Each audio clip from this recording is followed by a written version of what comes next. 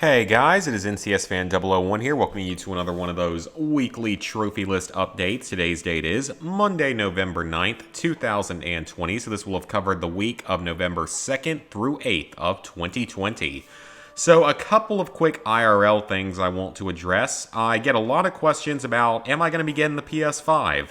So let me go ahead and answer that here for you guys, and let me just go ahead and say, yes, I am eventually going to get the PS5, but I'm not going to be getting it on release day. I'm not going to be getting it in 2020. I'm going to be getting it sometime next year, most likely. That's the current plan. Things could change, but currently I am not planning on getting it until sometime next year, probably like February or March. That's what I did with the PS4, and it worked out great. It allowed them to work out any early system bugs and stuff with the first batch of them. So that's just a quick FYI for anyone who wants to ask me about that. And the second thing is, if my voice sounds a little bit different, I think that my pop filter is broken, like not the filter itself, but the little clamp that holds it to the table when I put it down there. So there might be some issues with that where you might hear me from around the pop filter, or that it might fall down or something during videos and streams or whatever. So I'll probably get a new one at some point. Thankfully, those aren't too expensive. They're nowhere near as bad as like a capture card or a laptop or a mic or any of that other stuff. So just keep that in mind if my audio sounds, a little bit different for the next like week or so. So, along with all of that, we of course have trophies to talk about. And not just my trophies, but just the fact that with the PS5 coming out, there are so many lists popping up. And I am actually going to be looking at PSN profiles real quick of some of them.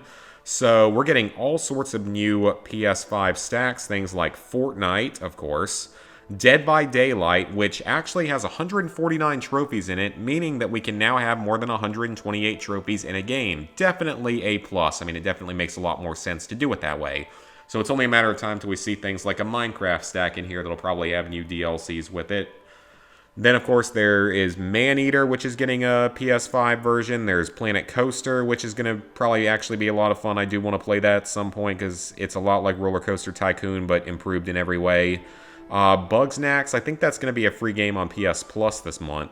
Black Ops Cold War, you have Sackboy, Devil May Cry 5, Watch Dogs Legion, Borderlands 3, the Overcooked All You Can Eat edition, which is the first two games with some new content, Assassin's Creed Valhalla, Spider-Man Remastered, No Man's Sky, Demon's Souls. There's so many big games coming up. It's insane, like just with this. So that we're getting a huge number of trophies dropping right now on PSN profiles. A lot of lists to keep up with.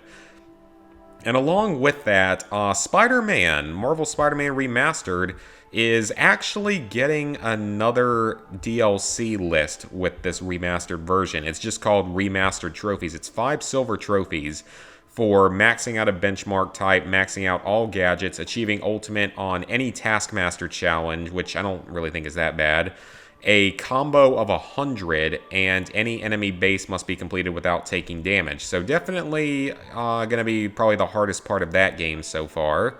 Although I don't know if it's going to be that bad compared to like the ultimate difficulty that you could do on New Game Plus. Overcooked is certainly going to be fun. Borderlands 3, this is another interesting one. It looks like there is going to be another season of DLCs because Designer's Cut is releasing sometime soon. I don't know if it's releasing on both the PS4 and the PS5 versions though, but that's got DLC in it, and presumably it means that there's going to be more DLC for the game. So that's kind of unfortunate because I don't want to pay for another season pass and have to deal with more DLC because I'm just not a fan of more and more DLC, but looks like it's going to be a thing. Unless that DLC is free, in which case I don't really have too much to complain about. So yeah, all these big games coming out on PS5, definitely going to be an exciting time as we start looking at new lists and stuff. And especially if we end up having trophy tracking, which I really do hope to be a thing, but I'm not sure it was ever officially confirmed or denied, so I guess we'll see as the PS5 comes out this week. So, as for my trophies earned this week, I only earned them in 2 games. I didn't get a chance to play any of Destiny 2 this week. I just didn't really have time to bother with thinking about the raid right now because we're mostly focusing here on Advanced Warfare. So, for Call of Duty Advanced Warfare, last week we finished off Supremacy, which was the 3rd DLC, the Carrier DLC, and this week we made progress on Reckoning. So, I feel like... Oh, I did that? Oh, okay. I thought that I did that at a different point in time. I thought that I did that this past week. Okay, well, we can just still look through the Reckoning list. So you have to defeat Oz twice in a match, which is rounds 13 and 20. So just clearing round 20, you'll get that trophy. It's not the easiest thing in the world, but that's how you do it. You have to complete all of Oz's challenges, which is basically the Easter egg. I'd say in terms of actual skill needed, this one isn't as bad as Carrier, but it takes a really, really long time, and it's kind of tedious on a few steps, like the drone step and the jumping challenge. It's definitely a little on the annoying side. Then you have to kill Oz with a blunderbuss in Descent, which, as we found out, the blunderbuss is stupid powerful. It takes, like, in that final boss fight against Oz, you can kill him in about 10 shots, maybe even a little bit less with the blunderbuss, which is insane. Like, maybe it's not quite 10, but it's super, super powerful. It is the best strategy by far for beating Oz. So we got that trophy done. The blunderbuss is fairly rare, though, which is annoying. This one's very easy. Just go from one side of the water to the other with a teleport grenade. You have to punch Oz with the Goliath in Descent, not kill him with it, just punch him with it during the final battle. You have to punch 20 total enemies with the Goliath in Descent. You're going to get 2 to 3 of them per game, so that's really not too difficult. Then you have to reach round 7 without opening a door. Nothing too difficult there. Just, run trains and just use up as much weapons and ammo as you need to get through it. And then that'll probably be, a 1, the only thing you do in that match. Get 100 kills from behind you with the Trident. This is best done by just sprinting around in Spa over and over again and just training zombies like normal and shooting, and you'll eventually get it without much trouble. The real difficulty, though, with this DLC and this game, of course, is right here. Double Tap, defeating Oz for the last time in Descent. This trophy is hard. We have had multiple failed attempts this past week, and we got really, really close. We got all the way to the final battle, and we were probably down to the last quarter of Oz's health. And yet again, just like the first time we went for this trophy, although this time we were more well-prepared than that very first time, like over a month ago, I had the blunderbuss and a couple of perks, and those guys had decent weapons and some perks and stuff. My blunderbuss was like a level 8 or 9 or something. And this stupid game, because it just can't function properly, I activated the disinfection pad in the middle, which is how you are able to even hurt Oz. And unlike every other time when you activate it in this game, it didn't stop the zombies from coming right into me while I was still on the pad, and I got killed because of it. Because this is a broken, terrible piece of crap game mode. Because this trophy is cancer. So that's all that's left in Advanced Warfare, though. Hopefully we can get it done this week. I think there's a very real chance we can get it done this week, but it also depends on how cooperative the game decides to be. So otherwise, the other game I made progress in which I made quite a bit of progress, was Resident Evil 3. So I beat the game a couple of times this week. Let's see where the trophies start at. So some of the ones we're missing. This one is the completing the game on Inferno mode. Yeah, that's that one. This one is completing the game on Inferno with an S rank, which those are the last 2 trophies I'm going to get. I haven't done my Inferno playthrough yet, and there's a good chance I'm going to try to stream it this week, so that should be fun. Doing probably both my final 2 playthroughs because they're both fairly short runs. You have to gather all the fuses in the warehouse within 5 minutes. This is pretty easy. You can do it within like 3 minutes. I probably did it on this most recent run, but I definitely did it on my hardcore playthrough, which is your second playthrough. Then you have all the collectible trophies and stuff that I had already done, all the weapons. You have to complete the game on Standard, Hardcore, Nightmare, and with an S ranking. So my first playthrough was on Assisted to get all the collectibles and stuff out of the way, which was very easy. Standard mode would not be a problem, so I jumped straight to Hardcore after farming points to be able to get the Infinite Rocket Launcher, because the Infinite Rocket Launcher is an absolute beast. It kills almost everything in one hit. So that makes Hardcore very, very easy. You're not going to have any problems getting through it as long as you have that item. Nightmare is where the game starts to step up a little bit in difficulty, because some of the items shift around a little bit. Some of the pathways you have to take shift around a little bit. And I did get my S ranking. I did get an S ranking on Nightmare while running through it there, which was good. So I at least was able to pull that off. I know where I can save the game at. Because for an S ranking on Nightmare, or Inferno mode, you have to beat the game in under 2 hours with no more than 5 saves. You're allowed to die as often as you want. You're allowed to heal as often as you want. You're allowed to be as inaccurate as you want. You're allowed to use whatever weapons. Those are the only 2 requirements, which is definitely a plus over some games out there. Like, say, you know, the Silent Hill games where the 10-star ranking is absolutely just brutal. Now, Nightmare did feel like a little bit of a step up. The very beginning of the game, it's very easy to screw up right at the beginning because there's a few zombies early on and you don't really have any ammo and you don't have your good weapons yet right at the beginning, so you do have to be a little bit careful there. As for saving, I would probably recommend saving at the first place you can save, just so you don't have to redo the introductory section, because I believe on Inferno they take away your auto-saving for continuing. That's one place to save. You want to save, I know for a fact, you want to save probably in the sewers is probably a good place, just because you will have cleared a lot of the game by that point. Then save your third save right before you fight Nemesis on the rooftop. That's a good place for that, because you're going to fight him once, and then you're going to do the whole running away from him while he shoots rockets at you. Then I would suggest saving sometime around the beginning of the Nest base area, just so that you have, because you will have completed a bunch more of the game once again, as well as the entirety of the hospital section, which is fairly easy, but you can still certainly screw up in it.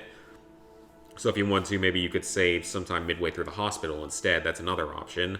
And then make your final save at the final save point before the final boss.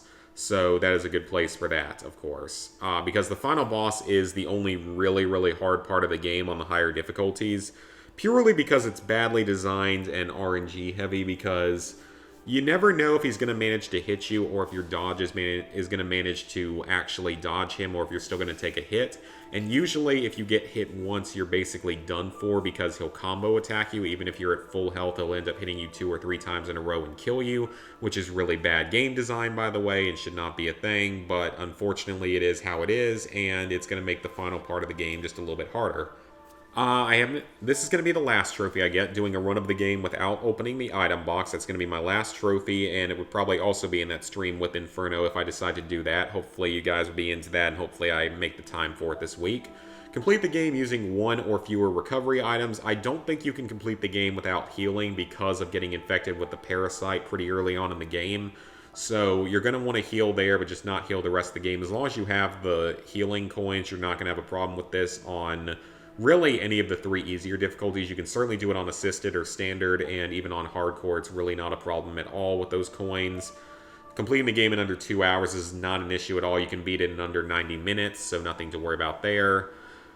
Just still have to do this one, though, which of course means you can't have your infinite weapons, but you can do it on assisted and do, you know, whatever else you need to do. So I've got 2 more playthroughs of the game to go, and then I'll be done with it. So that's pretty awesome. I mean, I'm enjoying the game a lot. It's a fun game. I liked Resident Evil 2 more, like most people seem to agree with. But you know what? I'm enjoying the game enough that I can't really complain. It's a good, solid pickup from GameFly.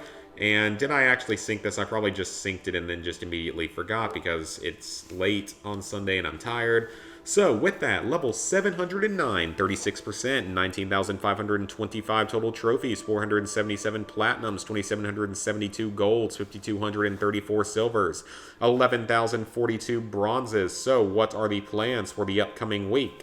I would like to finish Resident Evil 3 this week for sure. I would love to finish Advanced Warfare this week as well, so I'd love to get through both of those games. Also, I got my $1 million for logging into GTA 5. It's probably going to be the last month where they do it, I feel like. So, I don't know if they're going to continue doing it after this, but we'll have to see.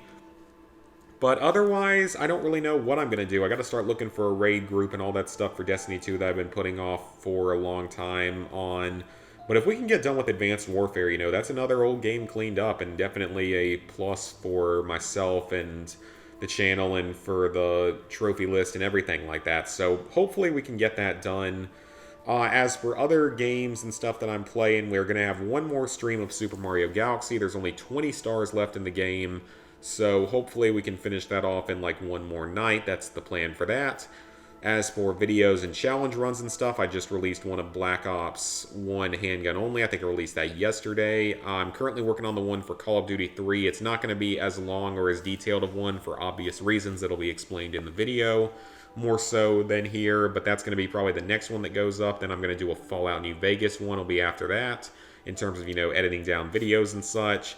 So that's really about it. I thought this was going to be a little bit of a longer video, but not really. Oh, actually, one other game I did think of, though, is Overcooked 2. Me and Blair actually managed to finish the game. We finished all of the kitchens with 3 stars, most of them in co-op. A few of them I could only get done solo. So I am feeling confident about being able to do that game now and get the platinum in it, so I'm probably going to start on that sooner rather than later.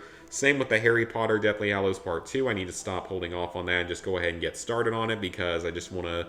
Got to get the series done, you know? We did Part 1, now we got to do Part 2. Probably got to do the Half-Blood Prince at some point. Also maybe do all of the Lego games. So maybe the PS3 Lego Harry Potter Years 1 through 4. I don't know about that one because just the bugginess of that game. Because I currently now own the PS4 version of it.